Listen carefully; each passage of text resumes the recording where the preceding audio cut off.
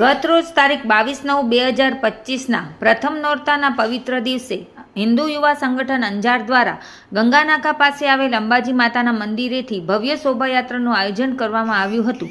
આ શોભાયાત્રામાં સંત ત્રિકમદાસજી મહારાજ, માનસરોવર દાસ બાપુ, હિન્દુ યુવા સંગઠન પૂર્વ કચ્છ અધ્યક્ષ રાણાભાઈ આહિર, અંજાર યુવા પ્રમુખ ચેતનભાઈ ઝાલા, એડવોકેટ હેતલ સોનપર, અંજાર નગરપાલિકા પ્રમુખ વૈભવભાઈ કોડરાણી, નિલેશભાઈ ગોસ્વામી સહિત હિતેનભાઈ વ્યાસ, પાર્થભાઈ સોરઠિયા, રાજેન્દ્રસિંહ જાડેજા અને યુવરાજસિંહ વાઘેલા ઉપસ્થિત રહ્યા હતા।